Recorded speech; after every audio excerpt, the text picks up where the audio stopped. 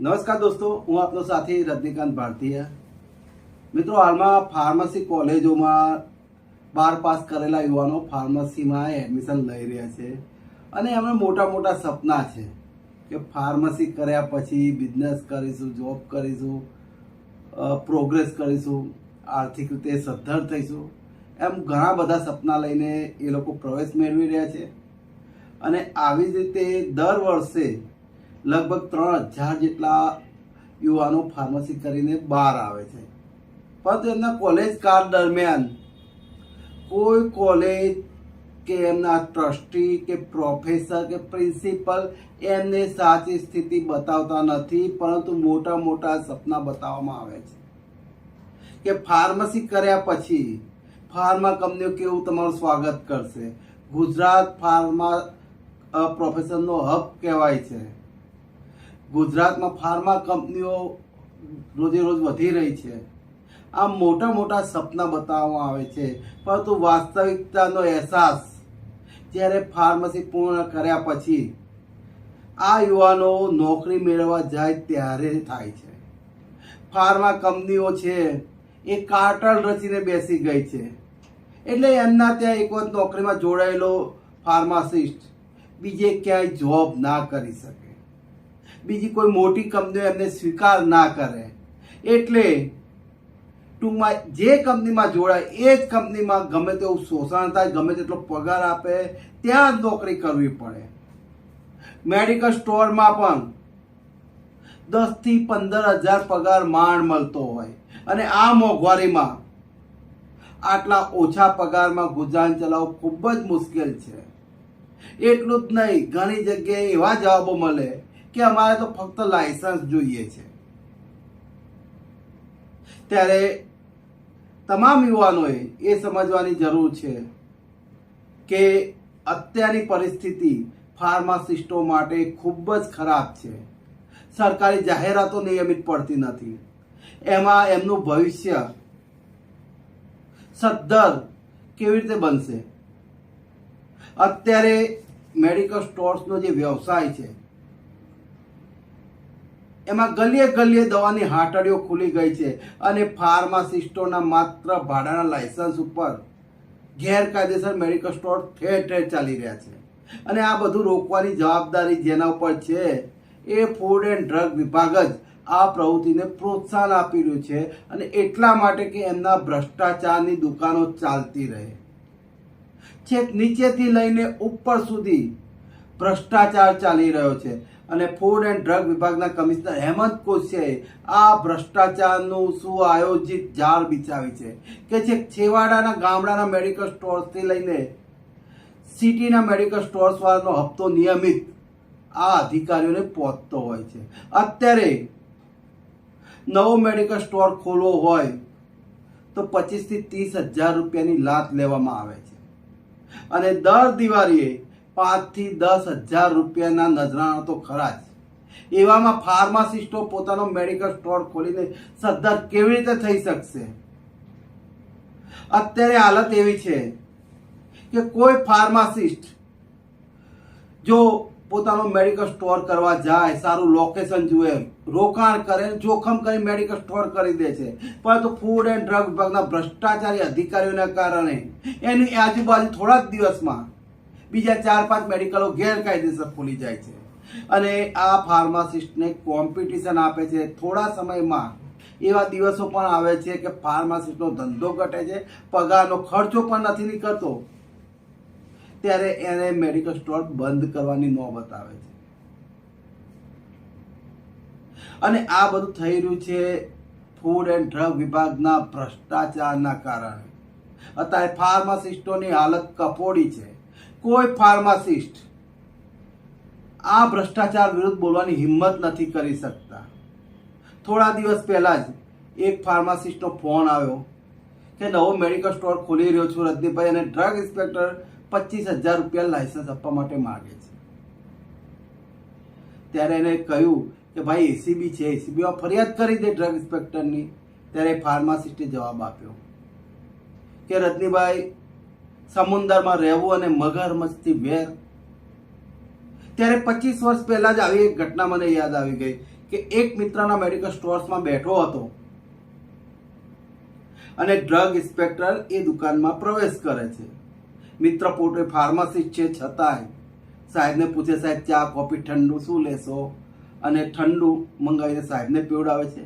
એ પછી કવરમાં 500 રૂપિયા મૂકી અને ડ્રગ ઇન્સ્પેક્ટરને આપે છે.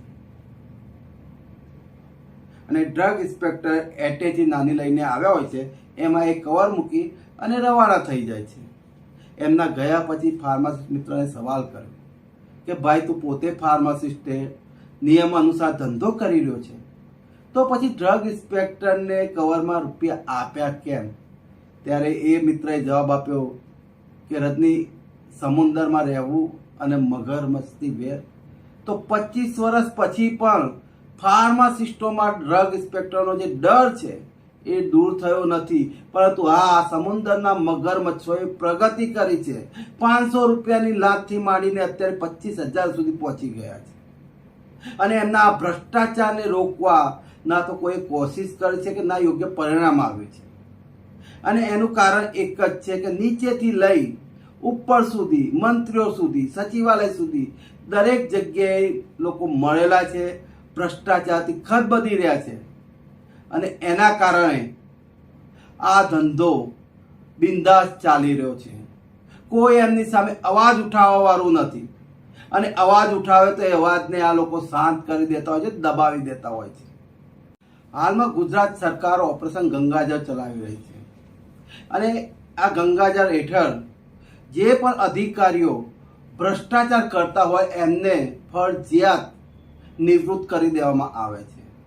પરંતુ બીજી બાજુ ગુજરાત સરકાર જ ભ્રષ્ટાચાર કરવામાં માહેર હોય એવા અધિકારીઓને નિવૃત્તિ બાદ પણ એક્સટેન્શન આપી રહી છે, કોન્ટ્રાક્ટથી નોકરી આપી રહી છે એ જ હોદ્દા ઉપર. અને કારણ એવું બતાવવામાં આવે છે કે આ લોકો ટેકનિકલી નોલેજ ધરાવે છે અને સારી ખૂબી છે, એટલા માટે એમને એક્સટેન્શન આપવામાં આવે છે. પરંતુ વાસ્તવિકતા એ છે કે આ અધિકારીઓ ભ્રષ્ટાચાર કરવામાં, ફાઇલો ચલાવવામાં માહેર છે, એટલા માટે એમને એક્સટેન્શન આપવામાં આવે છે. અને હેમંત કોશિયાને તો ગુજરાત સરકાર નિયમ વિરુદ્ધ 62 વર્ષની વય વટાવ્યા પછી પણ એક્સટેન્શન આપી રહી છે. આમ જે ઓપરેશન ગંગાજળની વાતો ગુજરાત સરકાર કરી રહી છે એ ખોખલી પુરવાર થાય છે. પરંતુ એક એવી ઘટના બને છે જેના કારણે ગુજરાત સરકાર અને આરોગ્ય પરિવાર કલ્યાણ વિભાગની પોલ ખુલી જાય છે. એક અધિક સચિવ છે દિનેશભાઈ પરમાર, એમને ભ્રષ્ટાચારી અધિકારીની તપાસ સોંપવામાં આવે છે મનીષ ફેન્સીની. અને આ મનીષ ફેન્સીને તપાસમાં ભીનું સંકેલી લેવા માટે અધિક સચિવ દિનેશ પરમાર દ્વારા 30 લાખ રૂપિયાની લાંચ માંગવામાં આવે છે. પરંતુ મનીષ ફેન્સી એસીબીમાં ફરિયાદ કરે છે અને દિનેશ પરમાર એસીબીના છટકામાં રંગે હાથ ઝડપાઈ જાય છે. અને આ દિનેશ પરમાર પણ એ જ અધિકારી છે કે જેમને ગુજરાત સરકારે નિવૃત્તિ બાદ એક્સટેન્શન આપેલું છે. એટલે ગુજરાત સરકારની અને આરોગ્ય પરિવાર કલ્યાણ વિભાગની પોલ ત્યાં ખુલી જાય છે કે ભ્રષ્ટાચાર નાબૂદ કરવા પ્રયત્ન કરી રહી છે. ત્યારે એક વિચાર આવ્યો કે આવા સંજોગોમાં ફૂડ એન્ડ ડ્રગ વિભાગ જે ભ્રષ્ટાચારથી ખદબદી રહ્યો છે, જેનો એક પણ અધિકારી ઈમાનદાર છે એવો દાવો નથી કરી શકતો, એને જો ટાર્ગેટ કરવામાં આવે, એના પોલને ખોલવામાં આવે, એને ભ્રષ્ટાચારને ઉજાગર કરવામાં આવે તો ગુજરાત સરકારે 100% કાર્યવાહી કરવી પડે અને આવા અધિકારીઓને ઘેર ભેગા કરવા પડે. પરંતુ આપણે સૌ જાણીએ છીએ દોસ્તો કે કમિશનર હેમંત કોશિયા, નેતાઓ અને ડ્રગ એન્ડ કોસ્મેટિક એક્ટમાં રહેલી છટકબારીનો આ લોકો બખૂબી ઉપયોગ કર્યા છે, જેના કારણે રંગે હાથે પકડાતા નથી. ત્યારે આવા અધિકારીઓને ભ્રષ્ટાચારના આક્ષેપમાં રંગે હાથે પકડવા જરૂરી બની જાય છે અને એ માટે સુઆયોજિત રીતે ચક્રવ્યૂહ ઘડવો જરૂરી બની જાય છે. ચક્રવ્યૂહ એ મહાભારત કાળથી પ્રસિદ્ધ થયું છે.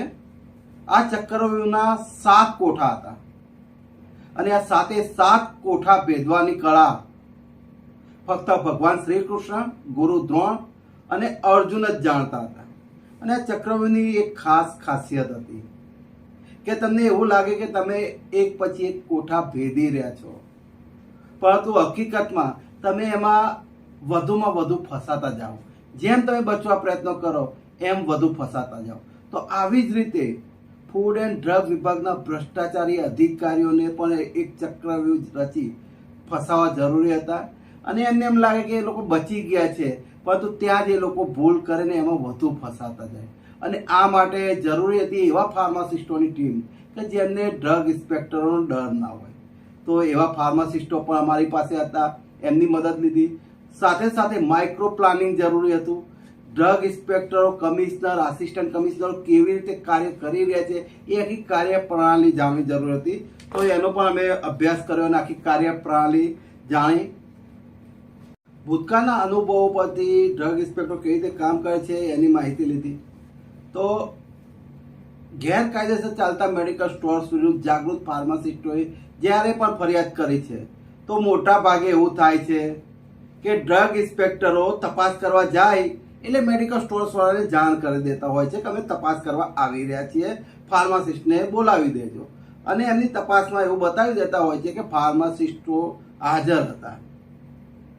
આવું જીપીએ કરેલી ફરિયાદમાં પણ થયું છે. અમદાવાદની ફરિયાદ કરી હતી, તો અમદાવાદના ડ્રગ ઇન્સ્પેક્ટરે તપાસ કરવા જતા પહેલા અડધો કલાક પહેલા પહોંચી ગયા એરિયામાં અને મેડિકલે ફરીને કહી દીધું કે અડધા કલાકમાં હું આવું છું તપાસ માટે, એટલે ફાર્માસિસ્ટને બેસાડી દેજો. અને એમના રિપોર્ટમાં બતાવી દીધું કે ફાર્માસિસ્ટો હાજર હતા.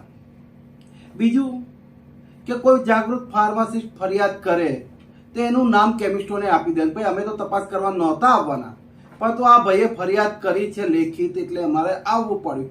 એટલે જે તે કેમિસ્ટ અને ફરિયાદ કરનાર બંને વચ્ચે ઝઘડો થાય અને જેથી કરીને ફરિયાદી ફરી વખત ફરિયાદ ના કરે. ત્રીજું કે માત્ર 15 મેડિકલ સ્ટોર્સની ફરિયાદ કરવામાં આવે તો ગુનો ગંભીર છે કે ગેરકાયદેસર મેડિકલ સ્ટોર્સ ચાલી રહ્યા છે. ફાર્માસિસ્ટ વિના લાયસન્સ, ભાડાના લાયસન્સ પર ધમધમી રહ્યા છે અને ફાર્માસિસ્ટની ગેરહાજરીમાં દવાનું વેચાણ કરી રહ્યા છે. તો તાત્કાલિક કાર્યવાહી કરવાની જગ્યાએ આ ડ્રગ ઇન્સ્પેક્ટરો મહિનોથી 1.5 મહિનો તપાસમાં લેતા હોય છે અને કારણ એવું રજૂ કરતા હોય છે કે અમારી પાસે પૂરતો સ્ટાફ નથી. પરંતુ વાસ્તવિકતા એ છે કે જ્યારે દિવાળીના હપ્તા લેવાના આવે ત્યારે તમામ મેડિકલો સુધી આ લોકો પહોંચી જતા હોય છે. છેવાડાના ગામડાના મેડિકલ સ્ટોર્સને પણ છોડતા નથી અને દરેક મેડિકલ સ્ટોર્સમાંથી હપ્તા નિયમિત રીતે ઉઘરાવી આવે છે. તો સ્ટાફની અછતનું જે બહાનું છે એ ફક્ત બહાનું જ છે, કામ ના કરવા માટેનું. ત્રીજું કે જે ફાર્માસિસ્ટ અથવા તો જાગૃત વ્યક્તિ ફરિયાદ કરતું હોય એને આ લોકો ટાર્ગેટ કરતા હોય છે. અને એનો કિસ્સો ઈડરનો છે. ઈડરના સૌરભભાઈએ ગેરકાયદેસર ચાલતા મેડિકલ સ્ટોર્સની ફરિયાદ કરી તો ફૂડ એન્ડ ડ્રગ વિભાગના લાંચિયા અધિકારીઓ એને નજરમાં રાખ્યા અને સૌરભભાઈનો નાની અમથી ભૂલમાં એમના મેડિકલ સ્ટોર્સના લાયસન્સ કેન્સલ કરી દીધા, એમની દવાઓ જપ્ત કરી દીધી. આટલી હદ સુધી કાર્યવાહી એમની વિરુદ્ધ કરી છે, કારણ કે એમની ભ્રષ્ટાચારની દુકાનો ઉપર સૌરભભાઈએ પ્રહાર કર્યો હતો.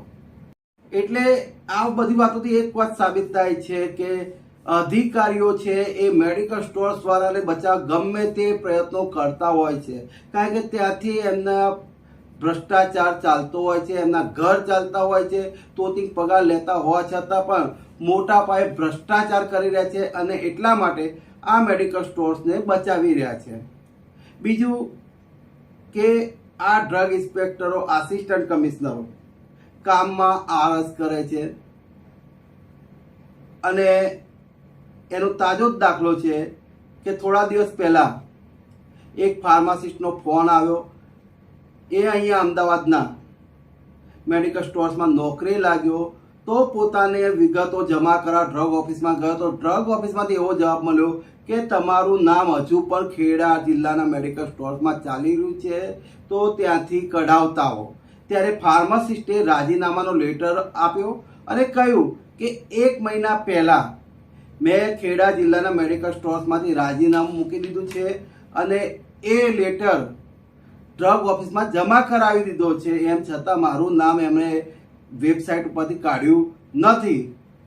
તો પણ ડ્રગ ઇન્સ્પેક્ટરોએ એમ કહ્યું કે ભાઈ તમારે ખેડા જવું પડશે, ત્યાંથી નામ કઢાવવું પડશે. હવે સીધી સિમ્પલ વસ્તુ હતી કે રાજીનામાનો લેટર હતો તો અમદાવાદની ડ્રગ ઓફિસના અધિકારીઓ ખેડાની ડ્રગ ઓફિસમાં ફોન કરી વેબસાઇટ ઉપરથી હટાવવા માટે કહી શકે એમ હતા, પરંતુ કામ કરવામાં આળસ આવે છે. એના કારણે ફાર્માસિસ્ટને ખેડા સુધી ધક્કો ખવડાવ્યો. બીજું એક ઉદાહરણ સુરતના ફૂડ એન્ડ ડ્રગ વિભાગની કચેરીનું છે કે એપોલો ફાર્મસીમાં 2 ફાર્માસિસ્ટો નથી, ફક્ત એક જ ફાર્માસિસ્ટ ઉપર 11 થી 12 કલાક મેડિકલ સ્ટોર ચાલી રહ્યા છે. ત્યારે આવા મેડિકલ સ્ટોર વિરુદ્ધ કાર્યવાહી કરવા આપણે ફરિયાદ કરી હતી, પરંતુ સુરતના ફૂડ એન્ડ ડ્રગ વિભાગના આસિસ્ટન્ટ કમિશનરે ઓફિસમાં બેઠા બેઠા જવાબ આપી દીધો કે વેબસાઇટ ઉપર 2 ફાર્માસિસ્ટો બતાવે છે. ના તો એમનો ડ્રગ ઇન્સ્પેક્ટર એપોલો ફાર્મસીમાં તપાસ કરવા ગયો, ના પૂછપરછ કરવા ગયો કે 2 ફાર્માસિસ્ટ કયા છે, કયા સમયે હાજર રહે છે, પરંતુ વેબસાઇટ જોઈને જવાબ આપી દીધો, અને એ પણ આરટીઆઈમાં. હવે સીધી સિમ્પલ વસ્તુ હતી. અમે એ ફાર્માસિસ્ટોના જે નામ હતા એ અમુક ફાર્માસિસ્ટોને ફોન કર્યા તો એમણે એવા જવાબ આપ્યા કે અમે તો રાજીનામા મૂકી દીધા છે. એમ છતાંય વેબસાઇટ ઉપર નામ હજુ પણ યથાવત છે. તો ફૂડ એન્ડ ડ્રગ વિભાગની ભૂલ છે. એમ છતાંય એમણે ભૂલ કબૂલવાની જગ્યાએ અથવા કાર્યવાહી કરવાની જગ્યાએ એવો જવાબ આપી દીધો છે. એટલે સ્પષ્ટ થાય છે કે આ લોકોને કામ કરવામાં આળસ આવે છે. તો એનો આપણે કઈ રીતે ઉપયોગ કરી શકીએ. હવે સૌથી મહત્વનું એ હતું કે સૌથી આ ભ્રષ્ટાચારની સૌથી મોટી જડ એટલે કે કમિશનર હેમંત કોશિયા, તો એમની કામગીરીનો અભ્યાસ કર્યો તો એમણે ફક્ત પોતાને ઈમાનદાર સાબિત કરવા માટે લેટરો જ કર્યા છે, પરંતુ બીજી બાજુ ભ્રષ્ટાચારને પ્રોત્સાહન આપી રહ્યા છે. ગેરકાયદેસર મેડિકલ સ્ટોર્સની હાટડીઓ ચાલી રહી છે. એમ છતાં એમણે ક્યારેય એવો લેટર નથી કર્યો કે ફાર્માસિસ્ટ વિનાના મેડિકલ સ્ટોર્સ હોય તો એમના લાયસન્સ કાયમ માટે કેન્સલ કરો. ડ્રગ ઇન્સ્પેક્ટરો ફક્ત 2-3 દિવસનું બંધ આપે છે, અને એ માટે પણ એ લોકો લાંચ લેતા હોય છે.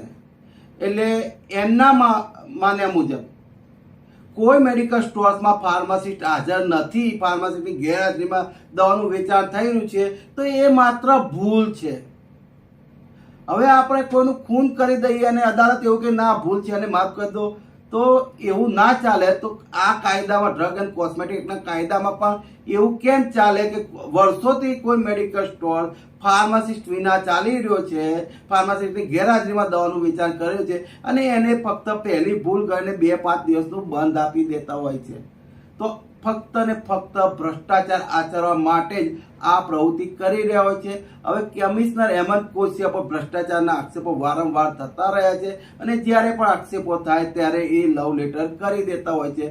અત્યારે ગુજરાતમાં નકલી દવાઓ પકડાઈ રહી છે, નશાના ઉપયોગમાં લેવાતી દવાઓ બેફામ વેચાઈ રહી છે, પરંતુ કમિશનર હેમંત કોશિયા પોતે આ બાબતે નિર્દોષ છે અને એમના અધિકારીને આદેશ કરે છે તપાસ કરવા, પરંતુ અધિકારીઓ કામ કરતા નથી. એ પ્રસ્થાપિત કરવા માટે લેટરો કરી રહ્યા છે. થોડા દિવસ પહેલા એમણે કોડિન ના વેચવા બાબતે પ્રમુખને લેટર લખ્યો કેમિસ્ટ એસોસિએશનના કે તમારા કેમિસ્ટોને સમજાવો કે કોડિનનું વેચાણ ના કરે, કોડિન કફ સિરપનું વેચાણ ના કરે, તેમજ નકલી દવાઓ ફરી રહી છે એટલે અધિકૃત સ્ટોકિસ્ટ પાસેથી જ દવાઓ ખરીદે.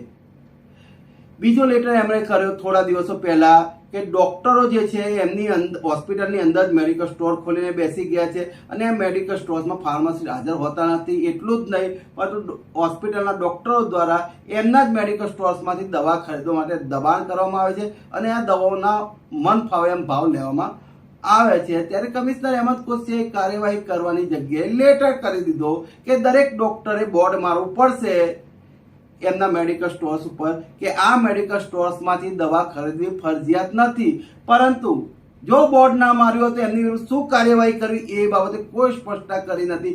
અત્યારે પણ મોટા ભાગની હોસ્પિટલમાં આવા કોઈ બોર્ડ માર્યા નથી, અને એમના મેડિકલ સ્ટોર્સ ગેરકાયદેસર ચાલી રહ્યા છે. કોઈ ડ્રગ ઇન્સ્પેક્ટર ક્યારેય તપાસ કરવા ગયો નથી, આવા મેડિકલોને ક્યારેય સજા થઈ નથી.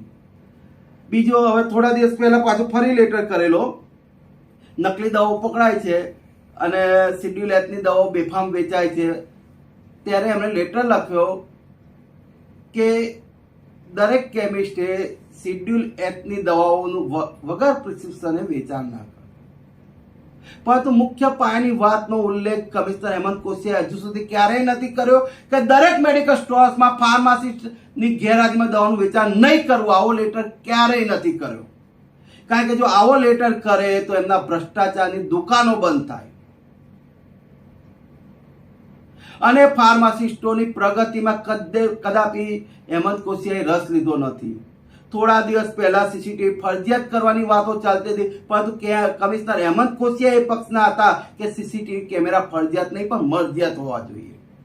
ત્યારે આપણે સૌ જાણીએ છીએ કે એમણે લેટરોથી જ વાત કરી છે, ત્યારે એમની જ જારમાં એમને કઈ રીતે ફસાવા એ માટે પણ બધું આયોજન થઈ ગયું અને જાગૃત ફાર્માસિસ્ટોની 2 વર્ષની મહેનત પછી આપણે આયોજનપૂર્વક ચક્રવ્યૂહ રચી શક્યા અને એમાં ફૂડ એન્ડ ડ્રગ વિભાગના અધિકારીઓ ભરાયા પણ છે. તો એ કેવી રીતે ભરાયા એ પણ આપણે જાણી લઈએ. હવે આ રીઢા અને ખંધા ફૂડ એન્ડ ડ્રગ વિભાગના અધિકારીઓને જો ફસાવા હોય તો પરંપરાગત રીતે આપણે જે ચાલી રહ્યા છે એનાથી કંઈક અલગ જ કરવું જરૂરી હતું અને એ માટે જાગૃત ફાર્માસિસ્ટોએ 2 મહિના સુધી મહેનત કરી અને શોધી કાઢ્યું કે ગુજરાતમાં 70% મેડિકલ સ્ટોર્સ એવા છે જે ફાર્માસિસ્ટના ભાડાના લાયસન્સ ઉપર ગેરકાયદેસર રીતે ચાલી રહ્યા છે અને એમાંથી 1170 મેડિકલ સ્ટોર્સ એવા છે કે જેમના ફાર્માસિસ્ટો એ પોતાના રજિસ્ટ્રેશન રિન્યુઅલ કરાયા નથી. એમાં 444 ફાર્માસિસ્ટો એવા છે કે જેમના રજિસ્ટ્રેશન ડિસેમ્બર 2022માં એક્સપાયર થઈ ગયા છે અને 726 ફાર્માસિસ્ટો એવા છે કે જેમના રજિસ્ટ્રેશન ડિસેમ્બર 2023માં એક્સપાયર થઈ ગયા છે અને એમ છતાં પણ એમના લાયસન્સ ઉપર મેડિકલ સ્ટોર ધમધોકાર ચાલી રહ્યા છે. હવે આ રજિસ્ટ્રેશન એક્સપાયર થઈ ગયા છે તો મેડિકલ ગેરકાયદેસર કહે છે તો એ વિશે વિગતમાં સમજાવું કે દોસ્તો, જ્યારે કોઈ પણ વ્યક્તિએ મેડિકલ સ્ટોર કરવો હોય ત્યારે રજિસ્ટર્ડ ફાર્માસિસ્ટ જોઈએ જે ફરજિયાત મેડિકલ સ્ટોર્સમાં હાજરી આપવાનો હોય અને એવા ફાર્માસિસ્ટને પોતાના મેડિકલ સ્ટોર્સમાં નિમણૂક આપવી પડે અને ડ્રગ ઓફિસ એને માન્યતા આપતી હોય છે. ડ્રગ ઓફિસના અધિકારીઓ ચેક કરતા હોય છે કે જે ફાર્માસિસ્ટને મેડિકલ સ્ટોર સંચાલકે નિમણૂક આપી છે એ ગુજરાત ફાર્મસી કાઉન્સિલમાં નોંધાયેલો હોવો જોઈએ અને નિયમ મુજબ સમયાંતરે આ ફાર્માસિસ્ટોએ પોતાના રજિસ્ટ્રેશન રિન્યુઅલ કરાવવાના હોય અને આ રિન્યુઅલ પાવતી ડ્રગ ઓફિસમાં જમા કરાવવાની હોય અને ડ્રગ ઇન્સ્પેક્ટરે પણ ચેક કરવાનું હોય છે કે કયા ફાર્માસિસ્ટના રજિસ્ટ્રેશન એક્સપાયર થઈ ગયા છે અને એમની રિન્યુઅલ પાવતીઓ જમા નથી થઈ. હેમંત કોશિયાના કાળમાં બધું રેડિયાટ ચાલી રહ્યું છે કે ના તો એ પાવતીઓ ચેક કરવામાં આવે છે, ના તો કયા ફાર્માસિસ્ટના રજિસ્ટ્રેશન એક્સપાયર થઈ ગયા છે એ ચેક કરવામાં આવે છે. ફક્ત મેડિકલ સ્ટોર્સના લાયસન્સ આપી અને એમને ગોરખ ધંધા આચરવા છૂટ આપી દેવામાં આવે છે.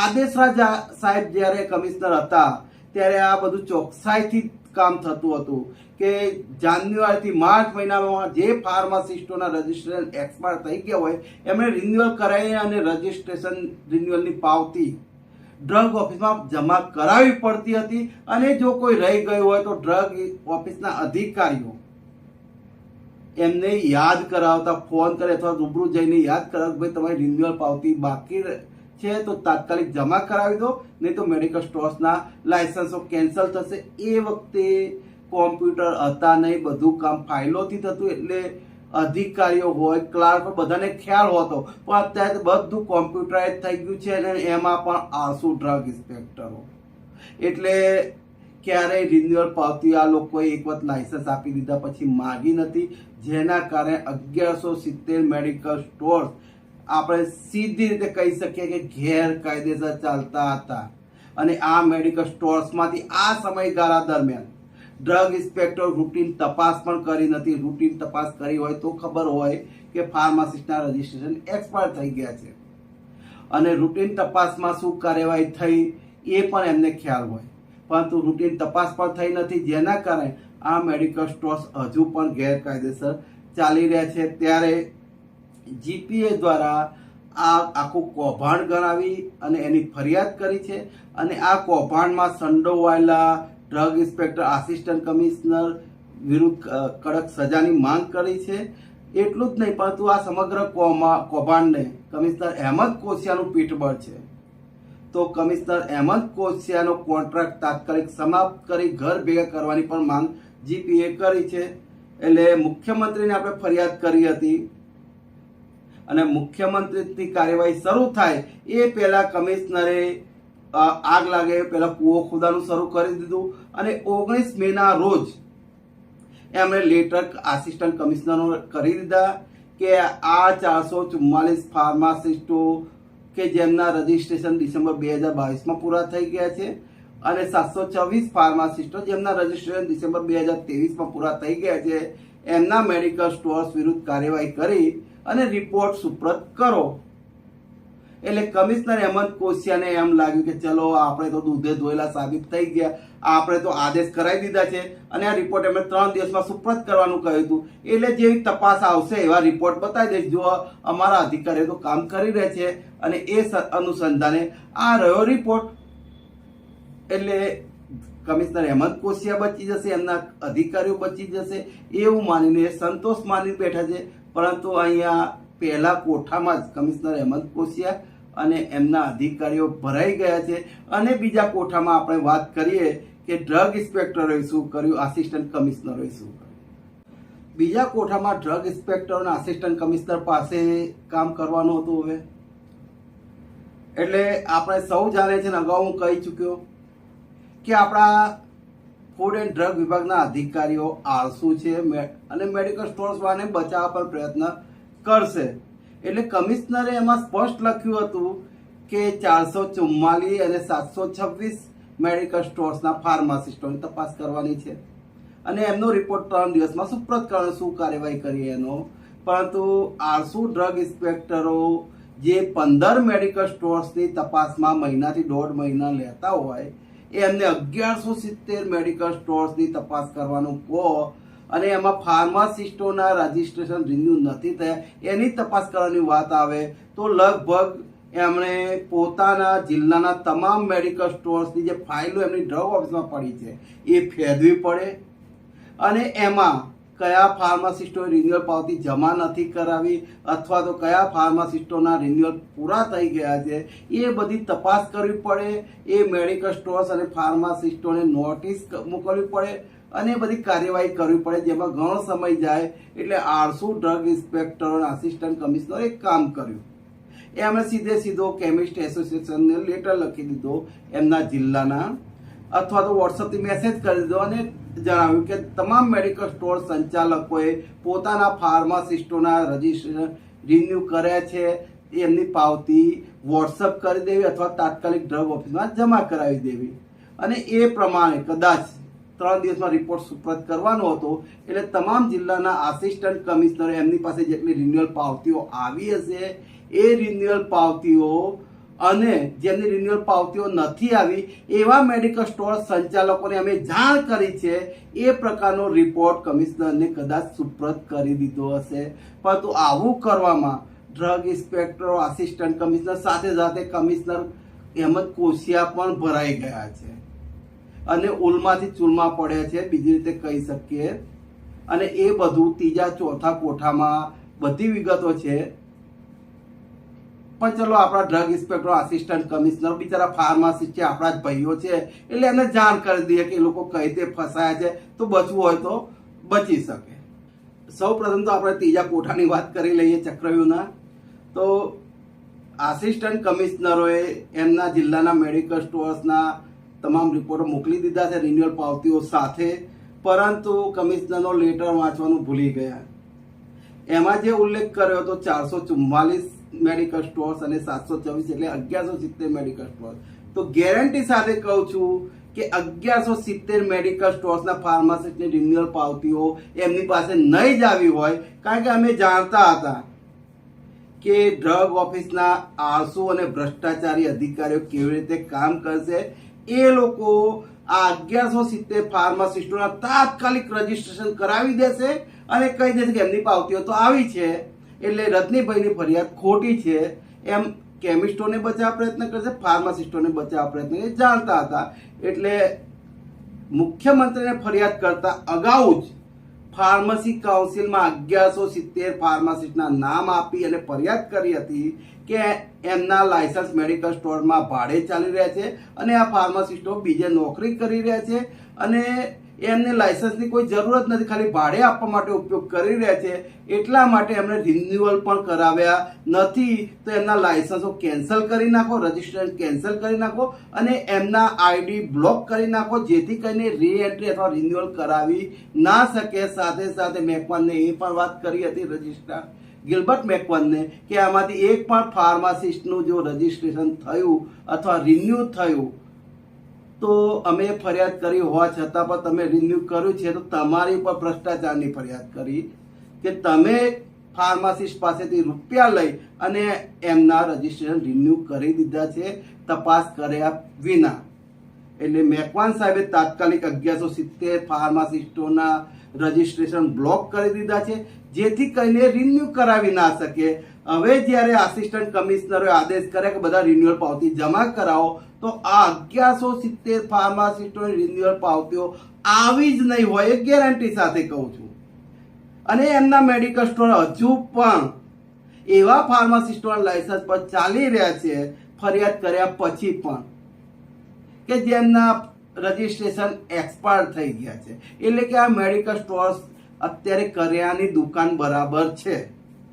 કારણ કે ભૂતકાળમાં આપણે સાબરકાંઠાના આસિસ્ટન્ટ કમિશનર વ્યાસ સાહેબ છે, એમણે એક ફાર્માસિસ્ટે વરસાદથી બચવા માટે પોતાની મેડિકલ સ્ટોર્સની દવાઓ ફક્ત બાજુના દુકાનમાં લીધી હતી, તો આ કારણસર તમામ દવાઓ જપ્ત કરી હતી અને એ મેડિકલ સ્ટોર્સના લાયસન્સ કેન્સલ કર્યા હતા. તો એવી જ રીતે આ મેડિકલ સ્ટોર જે ચાલી રહ્યા છે એમના પણ અત્યારે લાયસન્સ કહેવાય નહીં, કારણ કે એમનો ફાર્માસિસ્ટ રજિસ્ટર્ડ ફાર્માસિસ્ટ છે જ નહીં. એટલે આ મેડિકલ સ્ટોર્સના લાયસન્સ તો કેન્સલ કરવા જ પડે, સાથે સાથે દવાઓ પણ જપ્ત કરવી પડે. બીજા ડ્રગ ઇન્સ્પેક્ટર કે આસિસ્ટન્ટ કમિશનર આ કાર્યવાહી કરે કે ના કરે, પરંતુ મને વિશ્વાસ છે કે સાબરકાંઠાના આસિસ્ટન્ટ કમિશનર એમના હકના જેટલા જિલ્લાઓ છે જ્યાં એ ચાર્જ પર પણ છે, એ જિલ્લાઓમાં મેડિકલ સ્ટોર્સના લાયસન્સ કેન્સલ કરશે અને દવાઓ જપ્ત કરશે. હવે વાત મુદ્દા ઉપર આવે કે ડ્રગ ઇન્સ્પેક્ટરો આસિસ્ટન્ટ કમિશનર જે આરસુ છે, આરસુ શબ્દ પર ભાર મૂકું છું, આરસુ છે એમણે રિન્યુઅલની પાવતીઓ મંગાવી દીધી અને રિપોર્ટ સબમિટ કરી દીધો અને એ વાતની સાબિતી પણ આપી દીધી કે અત્યાર સુધી એ લોકો રિન્યુઅલ પાવતી લેતા જ નહોતા. એટલે 1170 જ નહીં, ગુજરાતના તમામ મેડિકલ સ્ટોર્સમાંથી ફાર્માસી રિન્યુઅલ પાવતીઓ લીધી જ નથી. એટલે રજનીભાઈની જે ફરિયાદ છે, જીપીએની જે ફરિયાદ છે કે ડ્રગ ઇન્સ્પેક્ટરો ભ્રષ્ટાચાર આચરી આ મેડિકલ સ્ટોર્સને સાચવી રહ્યા છે, એમાં જે દાંધિયા થઈ રહ્યા છે એમને પ્રોત્સાહન આપી રહ્યા છે, ફાર્માસિસ્ટોના રજિસ્ટર એક્સપાયર થઈ ગયા છે, એમ છતાંય આ મેડિકલ બેખોફ દવાનો ધંધો કરી રહ્યા છે. એની પાછળ ફૂડ એન્ડ ડ્રગ વિભાગ અને કમિશનર હેમંત કોશિયાની ભ્રષ્ટાચારની નીતિ જવાબદાર છે. એ એમણે ઓન રેકોર્ડ પુરવાર કરી દીધું. હવે ફરિયાદ 1170 નહીં, ગુજરાતના તમામ મેડિકલ સ્ટોર્સની થઈ જશે, કારણ કે એમણે રિન્યુઅલ પાવતીઓ જમા કરાવી છે અને એ રિન્યુઅલ પાવતીઓ બધી તાજેતરમાં જ જમા થઈ છે, અગાઉ એમણે ઉઘરાવી નથી. હવે વાત આવે છે દોસ્તો ચોથા કોઠાની, કારણ કે ડ્રગ ઇન્સ્પેક્ટરો આપણા છે, ભાઈઓ છે, એટલે એ લોકોએ બચાવમાં શું કરવું અને શું કરશે એની પણ આપણે માહિતી આપી દઈએ. હવે ચક્રવ્યૂહનો ચોથો કોઠો શરૂ થઈ રહ્યો છે દોસ્તો. આપણે જે ગાંધીનગર ફરિયાદ કરી હતી, જીપીએ દ્વારા મુખ્યમંત્રીએ ફરિયાદ કરી હતી, એના તપાસના આદેશો થઈ ગયા છે અને એમાં આપણે ગુજરાતના બધા મેડિકલ સ્ટોરનો ઉલ્લેખ નથી કર્યો, ફક્ત 1170 મેડિકલ સ્ટોર્સનો ઉલ્લેખ કર્યો છે. એટલે 444 ફાર્માસિસ્ટો જેમના રજિસ્ટ્રેશન ડિસેમ્બર 2022માં પૂરા થયા છે, 726 ફાર્માસિસ્ટો જેમના રજિસ્ટ્રેશન ડિસેમ્બર 2023માં પૂરા થયા છે. ફક્ત 1170ની ફરિયાદો કરી અને આપણે ત્રીજા કોઠામાં હું સમજાવી ચૂક્યો છું કે ફૂડ એન્ડ ડ્રગ વિભાગના અધિકારીઓ આળસના કારણે અથવા મેડિકલ સ્ટોર સંચાલકોને બચાવવા અથવા તો પોતે દૂધે ધોયેલા છે સાબિત કરવા માટે રિન્યુઅલ પાવતીઓ ઉઘરાવી અને રિપોર્ટ કમિશનરને જમા કરાવી દીધો આગોતરા. પરંતુ 1170 મેડિકલ સ્ટોર્સના રિપોર્ટો એમણે જમા નથી કરાવ્યા, એમની વિરુદ્ધ કોઈ કાર્યવાહી નથી કરી. એ મેડિકલ સ્ટોર્સ હજુ પણ જે ફાર્માસિસ્ટો રજિસ્ટર્ડ નથી, જેમના રજિસ્ટ્રેશન એક્સપાયર થઈ ગયા છે, એમના જ લાયસન્સ ઉપર ચાલી રહ્યા છે અને જ્યારે તપાસ હવે આવશે એટલે અધિકારીઓ હવે બચવા માટે દોડશે. એ લોકો આ 1170 મેડિકલો શોધશે, કાં તો ફાઇલોમાં શોધશે અથવા જેમની પાવતીઓ નથી આવી એમાંથી શોર્ટ કરીને શોધશે, અથવા તો મુખ્યમંત્રીમાંથી જે તપાસ શરૂ થઈ છે એ તપાસમાંથી જે 1170 મેડિકલોની ફરિયાદ છે એ વિગતો મંગાવી અને એમના જિલ્લાના કેટલા છે શોર્ટ કરી અને એમના વિરુદ્ધ કાર્યવાહી કરવા માટે પ્રયત્ન કરશે. કાર્યવાહી તો નહીં કરે, પરંતુ એ લોકો આમાં પણ છટકબારીનો ઉપયોગ કરશે. કાં તો એમના જિલ્લાના 1170 માંથી એમના જિલ્લાના જે મેડિકલ સ્ટોર્સ હશે એ મેડિકલ સ્ટોર્સને સૂચના આપશે, ભાઈ ફાર્માસિસ્ટ તારો રજિસ્ટર્ડ નથી અને ફાર્મસી કાઉન્સિલમાં એનું આઈડી બ્લોક છે એટલે રજિસ્ટ્રેશન કરાવી શકે એમ નથી, તો કાં તો તું નવો ફાર્માસિસ્ટ બદલી નાખ. હવે આ લોકો બદલી નાખવાનો આદેશ કરશે એટલે કેમિસ્ટો ભાડાના લાયસન્સ શોધતા થશે. કારણ કે એમને તો એ જ છે કે ભાઈ તપાસ થાય એટલે લાયસન્સ ખાલી બદલી દેવાનું, એટલે એ લોકો ભાડાના લાયસન્સ શોધતા થશે. ત્યારે જે ફાર્માસિસ્ટો રાહ જોઈને બેઠા છે લાયસન્સ પોતાનું ભાડે આપવાની, એમને ચેતવણી ફરી આપી દઉં કે આ સમયગાળા દરમિયાન લાયસન્સ ભાડે આપવાનું ટાળજો. કારણ કે અત્યારે પેલું કહેવાય ને કે લોઢું ગરમ છે, તમે ક્યાંક ના ભેળવાઈ જાઓ. અને એમ છતાં પણ ગેરંટી મારું છું કે 1170 મેડિકલ સ્ટોર્સ વાળાને લાયસન્સ નહીં મળે, અને જો લાયસન્સ મળશે તો એ લોકો ફરી ફસાશે, ડ્રગ ઇન્સ્પેક્ટરો ફસાશે. એટલે ડ્રગ ઇન્સ્પેક્ટરોને વિનંતી કે ભાઈ એવી પ્રવૃત્તિ ના કરે. એટલે હવે ડ્રગ ઇન્સ્પેક્ટરો પાસે એક જ રસ્તો બચે છે કે 1170 મેડિકલ સ્ટોરમાં ફરજિયાત ફાર્માસિસ્ટો બેસાડવા. એટલે મેડિકલ સ્ટોરને આગ્રહ કરી દેશે અથવા વિનંતી કરશે કે ભાઈ બાપા થોડા મહિના માટે ખાલી ફાર્માસિસ્ટ વધુ પગાર આપવો પડે તો બેસાડો. ત્યારે દરેક ફાર્માસિસ્ટને વિનંતી કરું છું કે 1170 મેડિકલ સ્ટોર્સમાં તમારા માટે જગ્યા પડી રહી છે, ભલે ટેમ્પરરી 6 મહિના 12 મહિના માટે, પણ 30,000 થી ઓછા પગારમાં જોડાતા નહીં. 10-15 હજાર હવે ભૂલી જજો. 1170 મેડિકલ સ્ટોર્સને તમારી ગરજ છે, કારણ કે તપાસ ચાલુ થઈ ગઈ છે, ડ્રગ ઓફિસનું દબાણ છે, એટલે એમને તાત્કાલિક કાલે ને કાલે ફાર્માસિસ્ટ બેસાડવા પડે એવી નોબત આવશે જ. એટલા માટે તમારું મહત્વ સમજો ને યોગ્ય સેલરીમાં જોડાજો. પણ એમ ના સમજતા કાર્યવાહી પૂરી થઈ ગઈ. અમારો ઉદ્દેશ એક જ છે